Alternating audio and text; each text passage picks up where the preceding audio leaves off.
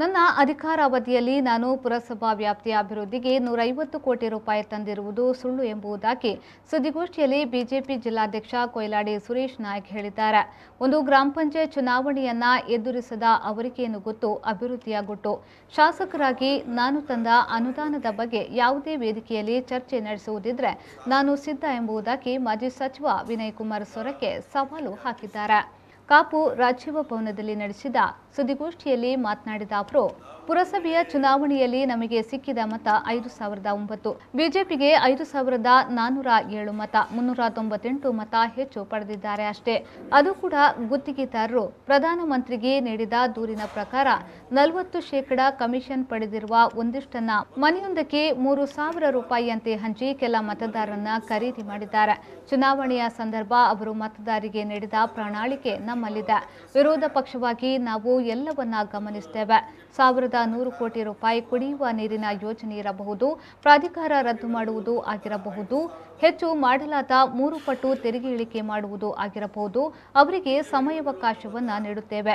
ಹೇಳಿದ್ದನ್ನ ಮಾಡದೇ ಇದ್ದಲ್ಲಿ ವಿರೋಧ ಪಕ್ಷದ ಜವಾಬ್ದಾರಿಯನ್ನ ಸಮರ್ಥವಾಗಿ ನಿರ್ವಹಿಸಿ ಜನರ ಹಿತಕ್ಕಾಗಿ ಪ್ರತಿಭಟನೆ ಸತ್ಯಾಗ್ರಹವನ್ನ ಮಾಡಲು ನಾವು ಸಿದ್ಧ ಎಂದು ಹೇಳಿದರು. ಚುನಾವಣೆ ಬಗ್ಗೆ ಶಾಸಕರು ಮತ್ತು ಜಿಲ್ಲಾ ಬಿಜೆಪಿ ಅಧ್ಯಕ್ಷರು ಪತ್ರಿಕಾ ಹೇಳಿಕೆಯನ್ನು ಕೊಟ್ಟಿದ್ದಾರೆ. ನಾವು ಮೊನ್ನೆನೇ ತಿಳುವಳಿಕೆ ಕೊಟ್ಟಿದ್ದೇವೆ, ಪತ್ರಿಕಾಗೋಷ್ಠಿ ನಮಗೆ ತಿಳುವಳಿಕೆ ಕೊಟ್ಟಿದ್ದೇವೆ.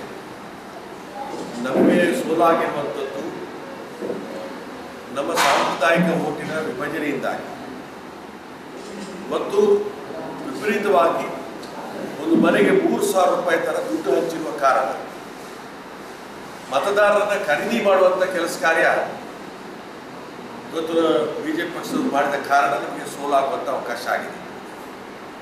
ನಮಗೆ ಬಂದಿರುವಂಥ ಮತ 5,009 ನಮಗೆ ಬಂದಿರುವಂಥದ್ದು.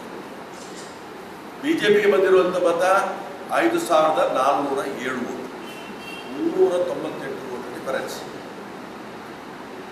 ಅದೇ ರೀತಿಯಾಗಿ 1,660 ವೋಟು ಎಸ್ಡಿಪಿ ಅವರಿಗೆ ಬಂದಿದೆ, 570 ವೋಟು JDS ನವರಿಗೆ ಬಂದಿದೆ. ಇದು ಸ್ಪಷ್ಟವಾಗಿ ನಮ್ಮ ಸಾಂಪ್ರದಾಯಿಕ ವೋಟು ವಿಭಜನೆ ಆದ ಕಾರಣ ನಮಗೆ ಸೋಲಾಯಿತು ಅನ್ನೋದ್ರ ಬಗ್ಗೆ. ಅದೇ ರೀತಿಯಾಗಿ ಬಿಜೆಪಿ ಅಧ್ಯಕ್ಷರ ಪತ್ರಿಕಾಗೋಷ್ಠಿಗೆ ಅಷ್ಟು ಮಹತ್ವ ಕೊಡಬೇಕಾಗಿಲ್ಲ. ಯಾಕೆಂದರೆ ಅವರು ಒಂದು ಪಂಚಾಯತ್ ಮೆಂಬರ್ ಕೂಡ ಆಗಿಲ್ಲ. ಇಷ್ಟವರೆಗೆ ಅವರಿಗೆ ಅಭಿವೃದ್ಧಿಯ ಕಾರ್ಯಕ್ರಮದ ಬಗ್ಗೆ ತಿಳುವಳಿಕೆ ಇಲ್ಲ. ನಾವು 150 ಕೋಟಿ ರೂಪಾಯಿ ತಂದಿದ್ದೇವೆ, ನಾವು ಸುಳ್ಳು ಹೇಳ್ತಾ ಇದ್ದೀವಿ ಅನ್ನೋದನ್ನು ಶಾಸಕರು ಉಲ್ಲೇಖ ಮಾಡಿದ್ದಾರೆ. 150 ಕೋಟಿ ಅನುದಾನ ಇವತ್ತು ಯಾವ ರೀತಿ ಬಂದಿದೆ ಅನ್ನೋದ್ರ ಬಗ್ಗೆ ನಾವು ತಮ್ಮ ಎದುರುಗಡೆ ಇವತ್ತು ಬಿಡಿಸಿ ಹೇಳಲಿಕ್ಕೆ ನಾವು ಇಚ್ಛೆ ಪಡ್ತೇವೆ. ಈ ಸಂದರ್ಭ ಕಾಂಗ್ರೆಸ್ ಮುಖಂಡರಾದ ಬೆಳಕು ದೇವಪ್ರಸಾದ್ ಶೆಟ್ಟಿ, ನಾಯಕ್, ನವೀನ್ ಚಂದ್ರ ಸುವರ್ಣ, ಬಾಬುಣ್ಣ ಉಪಸ್ಥಿತರಿದ್ದರು.